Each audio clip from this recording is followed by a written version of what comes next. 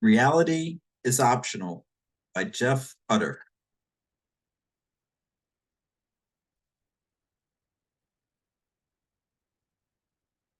Introduction. Reality called.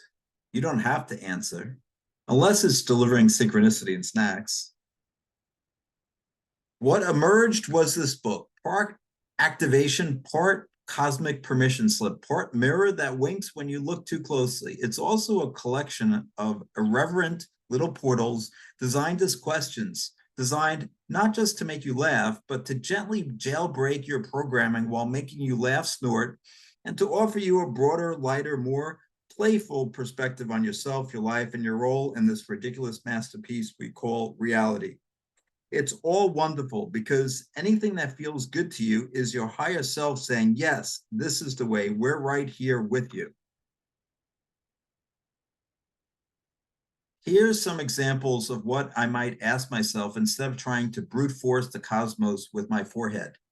If the universe had a treat yourself button, would I press it or workshop my way out of it until the portal ghosts me?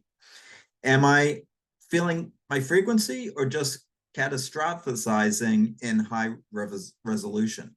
What if the thing I'm trying to manifest is already knocking and I keep yelling, hang on, I'm scripting? Right now, would my inner being be laughing, applauding, or quietly texting me, please make the next available U-turn? If this moment were a movie, would I still be stuck in the training montage, or am I low-key already in the champagne and confetti after party and forgot to RSVP myself? Questions like these show up when I stopped trying to be right and started playing with the frequency. You don't have to hustle your way to worthiness. You are not here to fix yourself. You're here to remember the signal you came with. Your mood is the remote. Your joy is the password, and your vibe is the algorithm the universe actually checks. Chapter 1, Mood is the Remote. And you've been watching the wrong channel.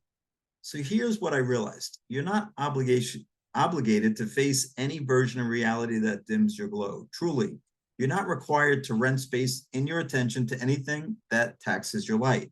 Mood is the remote. It's the only setting we truly have control over. You flip the order, feel better, then watch the hologram reshuffle itself like it got the memo. Sometimes when I need a gentle shift, I ask myself a question that wakes up my spirit, something playful. Like, what's the easiest way to be me on purpose right now? If joy were currency, how rich would I be in the next 10 minutes? What part of me is already winning so hard it's embarrassing the rest of me? It's wild how much relief comes when you stop resisting your resistance. The less I grip reality, the happier I get. The more I lean into joy, the more joy leans back. I remember that I care only about what makes me come alive. So that's where I start. That's where I always start. Mood first. Mood is the gateway, the brush, the spell, and honestly, feeling good is enough. I can't count the times I see myself and others on the past asking the fervent question, is feeling good enough? Does it really work? Can I just feel good? And what I want will flow? And I want to shout outwardly, inwardly to myself and to all those who are asking with everything they are, yes, yes, yes, that's it. That's the whole spell. That's the move. Try it. Let yourself go there and just watch what unfolds. Don't wait for results before you let yourself know that feeling it is good is enough. Just try it earnestly, fully, unequivocally. Feeling good is enough. That's not the consolation prize. That's the main event, and everything else flows from there. I promise you. Chapter 2, the universe already sent the invite. You just keep checking spam.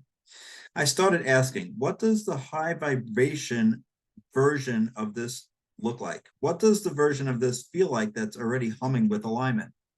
Am I rowing the boat or riding the dolphin? And if it's a jet ski, why am I paddling?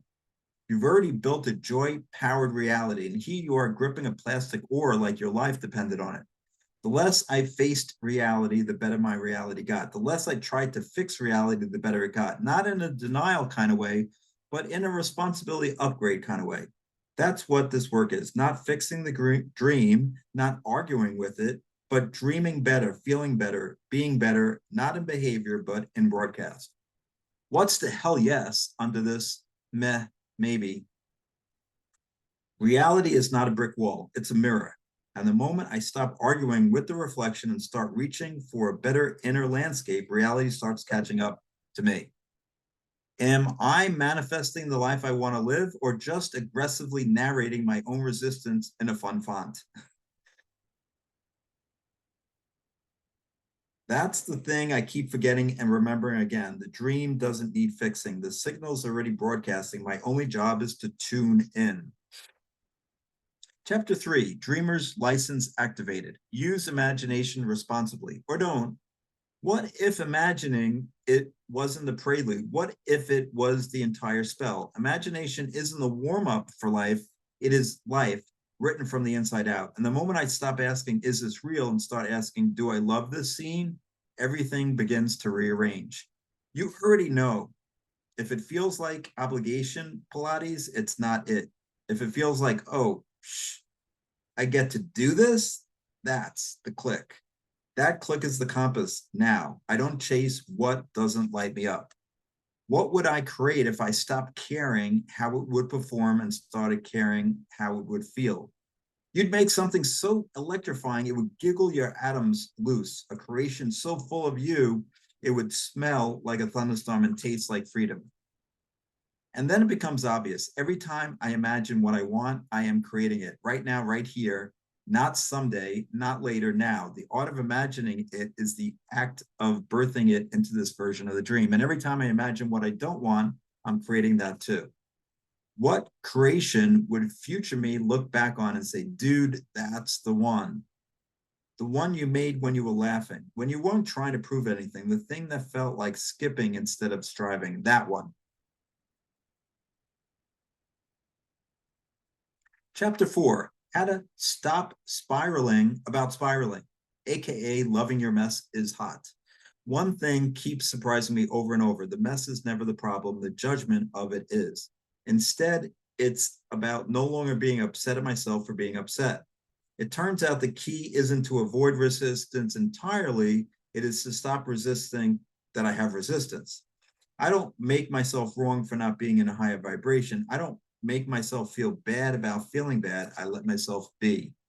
Oh, that feeling I've been calling wrong, that's actually my guidance system working perfectly.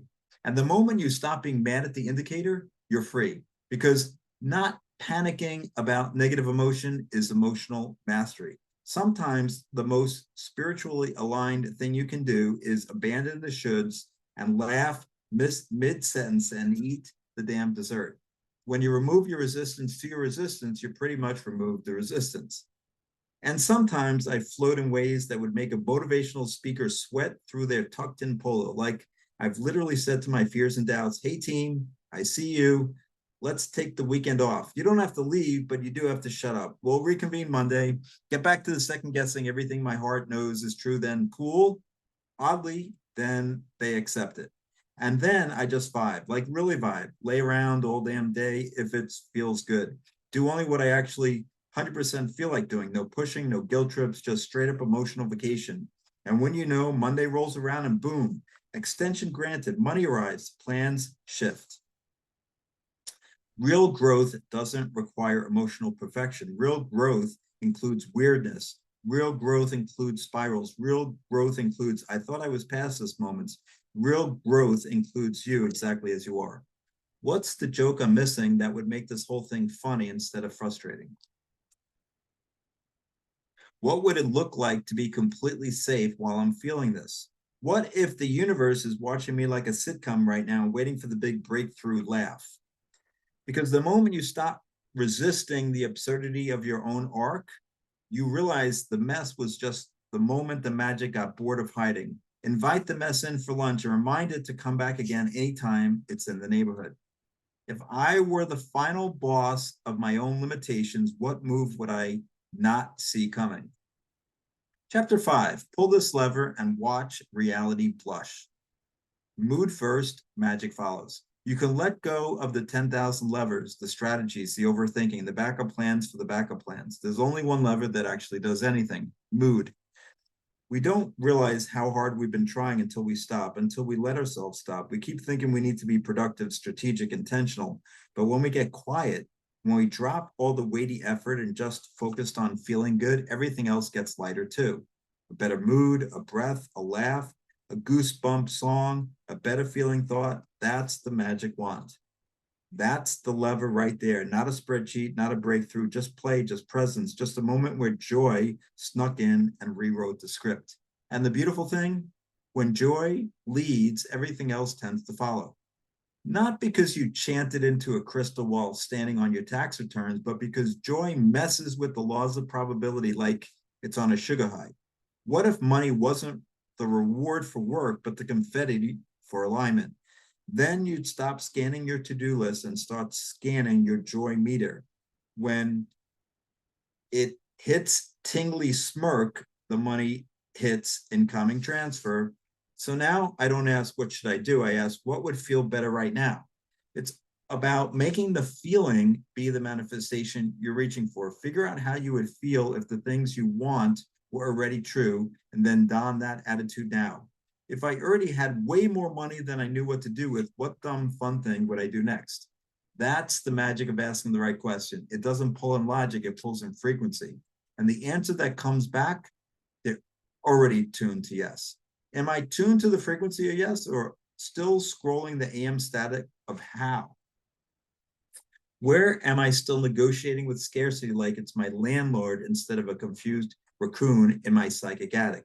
That voice that says, be responsible while clutching a coupon book and whispering guilt, yeah, that's the raccoon. It doesn't pay rent. Show it the door. Chapter 6, let it land like you're not micromanaging a miracle. Because the real shift doesn't happen in the thinking, it happens in the tuning, the click, the soft yes. The moment something inside you whispered, oh, that. How do you know you're tuned into alignment? You start smiling at spoons, dancing at red lights, and calling your future self babe. You're already practicing it every time you reach for the slightly better feeling thought. What if the real spiritual breakthrough was just remembering where you put your snacks and forgiving literally everyone, especially yourself? What if the final step wasn't action, but mood-based mischief? Then you'd skip the strategy meeting, follow the sparkle, and accidentally stumble into exactly what you wanted in a robe. Bonus transmission, the mood ladder. Now with 75% more sparkles and 0% judgment. You don't have to leap, just shift one notch. That's enough. This mood ladder is inspired directly by the emotional guidance scale shared by Abraham Hicks, whose teachings are the vibrational foundation of this entire book. In Abraham's emotional scale, there are 22 levels. This one is broken down into 7. Crushed to burned. You're not supposed to feel good right now. You're just supposed to feel that ache. Try. What if the universe is watching me like a sitcom and waiting for my finally flips the table scene? Burned to fired. You felt the burn. You let yourself admit the pain. Now there's fuel in the engine and you're not lashing out, you're waking up. What if I stopped throwing emotional Molotovs and just wrote a strongly worded email to my inner being instead? Boom, growth with flames. Fired to shrunk. Sometimes after the fire comes the flicker. You let it roar, and now you're left with the question, what now? The anger cooled, and now there's just a tired, quiet, a shrinking back. Shrunk to frayed. There's nothing wrong with you for worrying, for doubting, for losing your grip a little. You're thinking a lot because you care a lot. Try, what if this is just the natural consequence of pretending? I could juggle flaming swords, answer emails, and become enlightened before lunch. Please place all expectations gently in the nearest soup. Frayed to flat. You could stop pushing now. Let the swirl slow down. This isn't giving up, it's pressing pause. Try. What if this isn't a failure arc? It's just the mandatory bathroom break between plot lines. Flat to rising. It starts small, a tiny question, a tiny lift. Maybe things get better. Maybe I don't have to stay here. Try. What if this is the part where the background music swells? And I remember I'm the main character with secret powers. You're not crazy. You're just early to your own glow up.